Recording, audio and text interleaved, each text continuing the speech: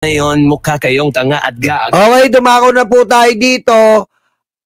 Si AB Normal Barsaga, pinalagan ang reklamong sedisyon at rebelyon. Bakit ka naman papalag? Kiko AB Normal, Major in Mandaluyong. Diba? Kung totoo naman yung kinakaso sa'yo, ikaw na nga ang maraming fake news, ikaw pa galit. Oh, yan kasi ang mahirap. Mga DDS, hindi pa ba kayo nadala dito? Isinubo kayo sa rally, tapos iniwanan kayo. Hindi niya alam ang form sa DASMA. Umuwi kasi magbi-video games pa. Oh, noong September 21, anong sinasabi niya? Handa ka na, Marcos. Huling araw mo na, Marcos. O tatapusin ka ng taong bayan. O yan. Anong nangyari noong September 21? Nagdulot ng karahasan sa isipan ng mga tao. Nagdulot ng karahasan sa Mindiola. Ayan kasi mahirap sa mga Pilipino. Yung iba nakikinig sa mga abnoy. Alam nyo mga kapwa natin Pilipino, mag-ingat kayo sa mga pinaniniwalaan nyo. Alam nyo na nga may kapansanan, pinaniniwalaan nyo pa. Diba kung yung laway niya dito, sa may labi niya, hindi niya mapunasan, kayo pa kaya? Isipin mo yung laway niya dito, hindi niya maasikaso, kayo pa kaya? Ano ba naman yan mga kababayan? O kita nyo, naharap siya ngayon. Pumapalag pa sa kasong sedisyon rebelyon. Kung saan siya ang nagdulot niyan.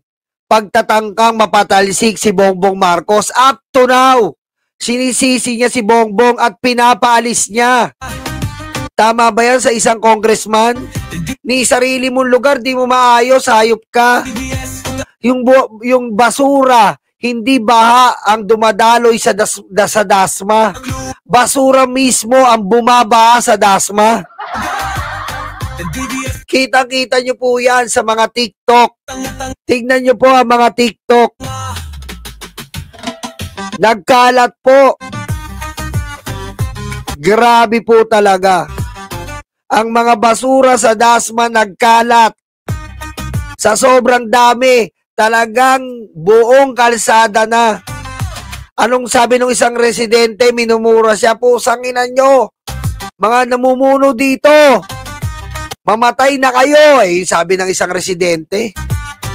Pero mo, bundok ang basura. Hindi mo maasikaso, inaasikaso mo yung walang kwenta, kakwenta-kwentang bagay. Ako kasi kung congressman ako, asikasuhin ko lugar ko. Anong pakialam ko kay Bongbong Marcos?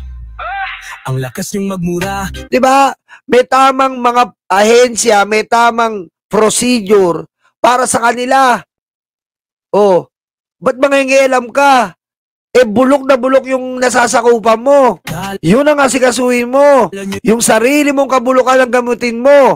Yung sariling sakit mo ang gamutin mo. Kaya kung ako sa'yo, Kiko Barsaga, bumalik ka sa mental. Pero pag nahuli, umiiyak sa tabi.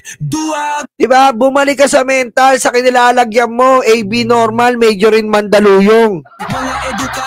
Kaya good luck na lang po sa mga nakikinig dito. Good luck na lang po sa napapaniwala nito. Hindi ako magtataka isang araw, nagsasalita na rin kayo mag-isa. Hindi ako magugulat isang araw, kausap nyo na rin ng mga dingding. Kasi naniniwala kayo sa mga ganitong mga tao. Naniniwala kayo sa walang kakwenta-kwentang congressman na to. Tingnan nyo po ang ginawa sa Kongreso. Post ng post tungkol sa Congress. Tama po ba yun? Pupuntahan mo si Sandro Marcos para mag-post ka. Ipapakulong ko ang tito mo, ipapakulong ko ang tatay mo. Asan ang ebidensya mo? Dito po ba sa korte gagawin mo lang? Ipakulong niyo po si Bongbong Marcos, si Romualdez. Kasabihin mo lang sa korte 'yon? Ano po namumutawi dito? Hallucination. Kasi nga po, may sakit sa pag-iisip. Too good to be true. Ganyan po ang may sakit sa pag-iisip. Ganyan man po ang may pagka-abnormal. Kasi po, yung hallucination nila mas malakas kesa sa normal na nangyayari. Kaya good luck sa mga napapaniwala nito. Tandaan nyo po natin bago tayo magpakulong, bago po tayo umaksyon, kailangan po may kaso yan. At pag may kaso yan, may ebidensya ka. Hindi pwede nga pumunta ka sa korte, daldal lang. Pupukpukin ka ng korte, yung pamukpuk nila, pupukpuk sa ulo mo yun para tumino ka, barsaga. Anong sabi ni Nino? Pinsan niya. Oh, mga siraulo kayo naniniwala sa pinsan ko. Diba? Ano po ba yung normal naniniwala ka sa siraulo? Mas siraulo ka pa. Bakit? Ikaw na normal, na may tamang pag-iisip, naniniwala ka sa siraulo, mas abnormal ka nun. Kaya nga hindi mo dapat paniniwalaan yung mga ganitong may sistema ng kaisipan. Na walang alam lang manira, biro mo, ang gagawin po, magkakaroon siya ng parang speech. Mananawagan nasyonal. Bago ka manawagan na nasyonal, manawagan ka muna sa sarili mong lugar. Humingi ka ng pasensya sa mga ginawa mong pagkukulang, kalapastanganan, kababuyan sa Dasmariñas. Bago mo asikasuhin ang pangkalatang bansa o buong bansa. Kasi sa sarili mo, wala kang ang palag eh. Sa sarili mo, wala kang silbi. Sa sarili mong lugar, wala kang kwenta. Aasikasuhin pa buong bansa. Tapos tutulad ka kay Jose Rizal. Hindi ka ba nahiya? Kakatumbas mo, Jose Rizal? Miski Jose Manalo, hindi ka tatanggapin, hayop ka eh.